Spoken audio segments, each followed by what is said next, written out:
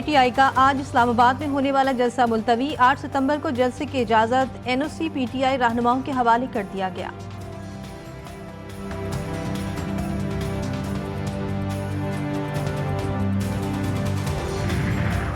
नौवीं वाक़यात के 2 वादामाब गवाह अपने बयानात से मुनहरिफ। पीटीआई रहनुमाओं वासिक कयूम और उमर तनवीर बट ने एटीसी रावलपिंडी में दरख्वास्त दायर कर दी। दरख्वास्त में मौक़िफ़ इख्तियार किया कि उन्होंने कभी 9 मई के वाक़यात से मुतालिक बानी पीटीआई के खिलाफ 164 का बयान नहीं दिया। हम पहले भी पीटीआई का हिस्से थे, आज भी हैं, बानी पीटीआई के करीब हैं। मारूफ सहाफ़ी औरिया मकबूल जान को लाहौर से गिरफ्तार कर लिया गया। FIA साइबर क्राइम विंग ने औरिया मकबूल जान को गिरफ्तार किया। अजहर सिद्दीक एडवोकेट के मुताबिक औरिया मकबूल को गुलबर्ग साइबर क्राइम के ऑफिस में रखा गया है। उन्हें मुबारक सानी केस से मुतालिक सोशल मीडिया पोस्ट करने पर हिरासत में लिया गया। FIR की तफसीलात नहीं बताई जा रही।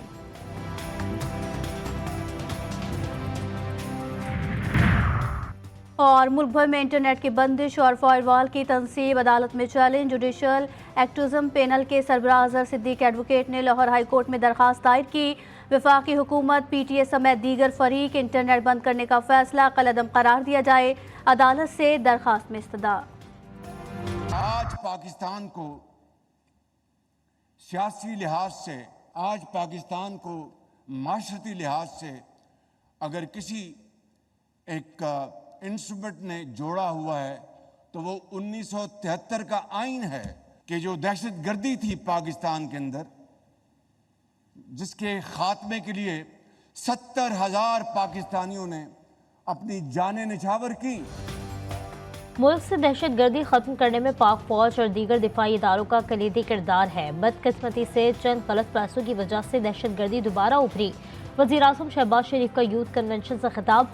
बिजली बहरान पर उनका कहना था कि बिजली इस वक्त अवाम का सबसे बुनियादी मसला है। हमने 3 माह के लिए अवाम को 50 अरब रुपए का रिलीफ दिया।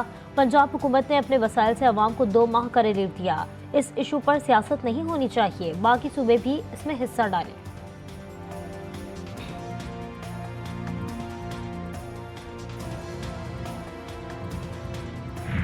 हम आपके जो है रोशन और चमकते चेहरे देखते हैं, आपकी आंखों की चमक देखते हैं, तो हमें यकीन हो जाता है कि हमारा मुस्तकबिल, इस पाकिस्तान का मुस्तकबिल वो मजबूत हाथों में है।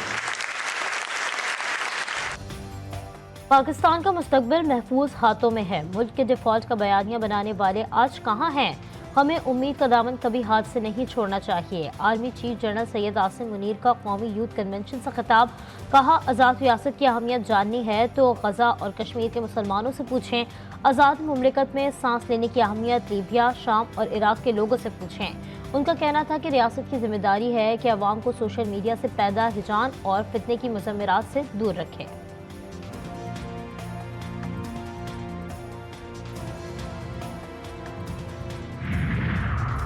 बानी PTI का जनरल रिटायर्ड फैज हमीद का ट्रायल ओपन कोर्ट में करने का मुतालबा। अदियाला जेल में सहाफ़ियों से गैर रस्मी गुफ्तगू में बानी PTI ने कहा, जनरल रिटायर्ड फैज हमीद और उनका मामला फौज का अंदरूनी मसला नहीं, वो साबिक वज़ीर आज़म हैं, उन्हें फौजी अदालत में ले जाने से पाकिस्तान का इमेज ख़राब होगा।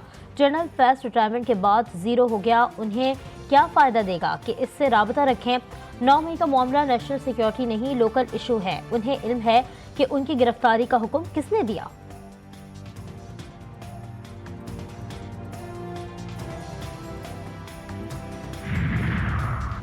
बानी PTI के फैज हमीद के ओपन ट्रायल से मुतालिक बयान पर सिक्योरिटी ज़राए का रद्द-ए-अमल। सिक्योरिटी ज़राए का कहना है कि बानी PTI कौन है जो बताएंगे कि फैज हमीद का ओपन ट्रायल होगा या नहीं।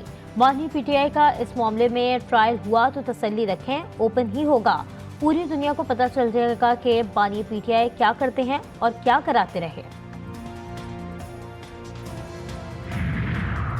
वफाकी वज़ीर इत्तलात अता तारड़ ने बानी PTI के बयान पर रद्द-ए-अमल देते हुए कहा कि फैज हमीद के दिफा में बयान देने वाला 190 मिलियन पाउंड केस का जवाब दे। फैज हमीद के ओपन ट्रायल का मुतालबा फौज के मामलात में मुदाखलत है। अपने एक बयान में अता तारड़ ने मजीद कहा कि बानी PTI की कोशिश है कि अपने बयानात से इस मामले को मुतनासा बनाए। उन्होंने साबित कर दिया कि फैज हमीद उनका असासा थे। बानी PTI फैज हमीद को कभी असासा, कभी हीरो और कभी ज़ीरो कहते हैं।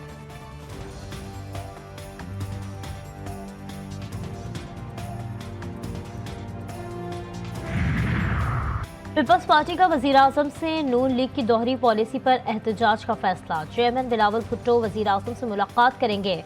शहबाज शरीफ ने बिलावल भुट्टो को आज खाने पर बुला लिया। मुलाकात में मौजूदा सियासी सूरत हाल पर गुफ्तगू होगी। बिलावल सदर मुमलिकत से भी मिलेंगे। आसिफ अली जरदारी से मुलाकात में सिंध में वजीर आला की तब्दीली पर तबादला ख्याल होगा। वजारत आला सिंध के लिए शर्जील मेमन और नासिर शाह फेवरेट हैं, लेकिन बिलावल ताहाल मुराद अली शाह के हक में हैं।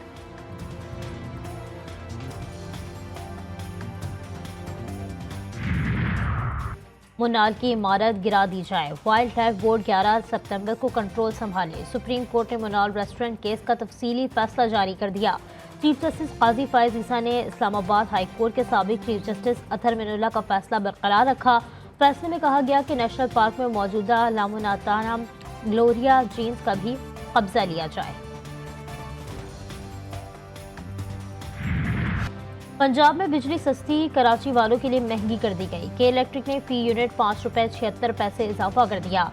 नेफ्रा अथॉरिटी ने बिजली महंगी करने का नोटिफिकेशन जारी कर दिया। बिजली की कीमतों में इजाफे का इत्तलाक अक्टूबर और नवंबर के बिलों में होगा।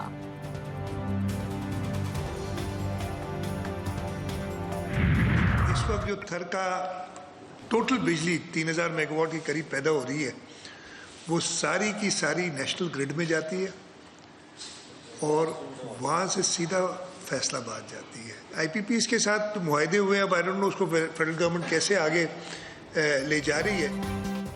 थर की बिजली सिंध में इस्तेमाल नहीं होती, फैसलाबाद जाती है। वज़ीर आला सिंध ने बिजली के मसले को संगीन करार दे दिया। कहते हैं सबसे सस्ती बिजली थरकोल पावर प्लांट से बन रही है। सिंध के शोबे से मुतालिक बोले, सिंध में 9 सैटेलाइट अस्पताल हैं जहाँ कराची जैसा इलाज हो रहा है। दिल के अमराज के इलाज के लिए भी मुतादिद मराकज़ कायम कर रहे हैं। गंबज में सैकड़ों लीवर ट्रांसप्लांट मुफ्त किए जा चुके हैं।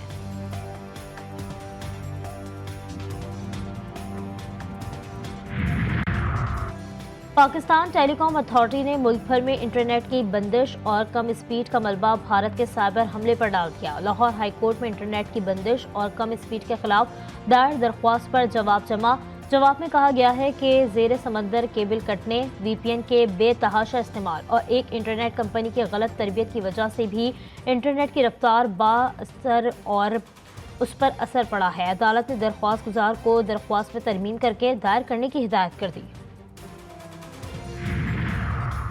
10 रुपए से लेकर 5000 रुपए तक के तमाम करेंसी नोट तब्दील करने का फैसला। Governor state bank Jamil Ahmed की सेनेट के कायमा कमेटी बराए खजाना के इजलास में ब्रीफिंग। बताया दिसंबर तक तमाम करेंसी नए डिज़ाइन के मुताबिक मुतारिफ कराई जाएगी। कागज़ की करेंसी के बजाय एक नोट प्लास्टिक का भी मुतारिफ कराया जाएगा।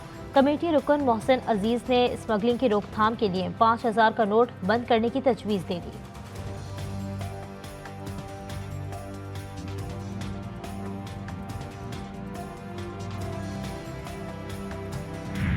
कराची में कारसाज रोड वाक़े में मुलव्वस मुलजिमा को जुडिशल रिमांड पर जेल भेज दिया गया। अदालत का आइंदा समाअत पर तफ्तीशी अफसर को चालान पेश करने का हुक्म। मेडिकल रिपोर्ट में मुलजिमा नताशा जहनी तौर पर सेहतमंद करार। सरबराह नफ्सियाती वार्ड जिना अस्पताल डॉक्टर ने कहा कि मुलजिमा की जहनी मरीज से मुतालिक अहले खाना कोई रिकॉर्ड पेश न कर सके।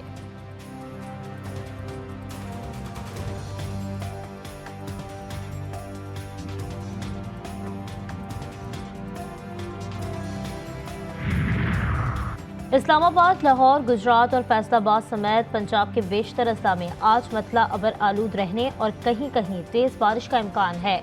कश्मीर, खैबर पख्तूनख्वा, गिलगित बल्तिस्तान, जनूबी मशरकी सिंध और शुमाल मशरकी बलूचिस्तान में चंद मकामात पर तेज़ हवा और गरज चमक के साथ बारिश की पेशगोई। बाकी इलाकों में मौसम गर्म और मरतूब रहेगा।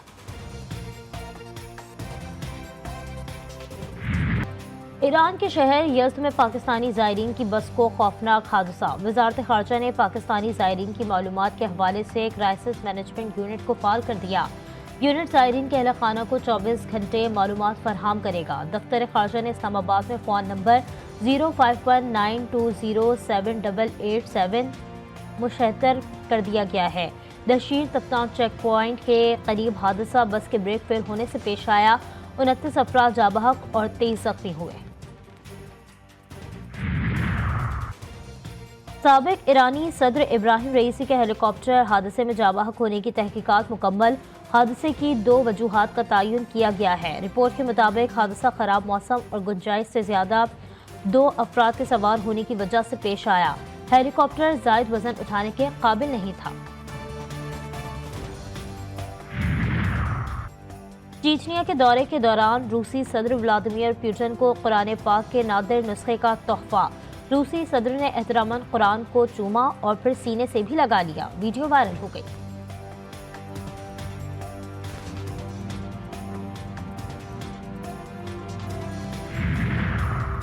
यूक्रेन ने रूस पर 45 ड्रोन फायर करके अब तक का सबसे बड़ा हमला कर दिया। यूक्रेनी फौज ने रूसी दारुल हुकूमत मॉस्को में भी 11 ड्रोन फायर किए।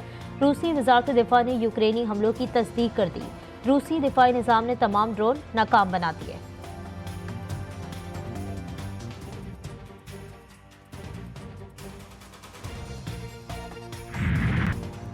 गजा में फलस्तीनियों की नस्ल कुशी जारी। सहूनी फौज की बमबारी से मजीद 52 फलस्तीनी शहीद, 124 जख्मी हो गए। सहूनी फौज का दीर अल बला से भी जबरी इनखला का नया हुक्मनामा जारी। गजा में शहदा की मजमूई तादाद 40,230 हो गई। हिजबुल्लाह के शुमाली मकबूजा फलस्तीन और मकबूजा गुलान पर हमले। इसराइली फौज के अड्डे पर कई मिसाइल दाग दिए। हिजबुल्लाह मुजाहिदीन ने जरीद और हदफ यारून अड्डे पर ड्रोन हमला किया।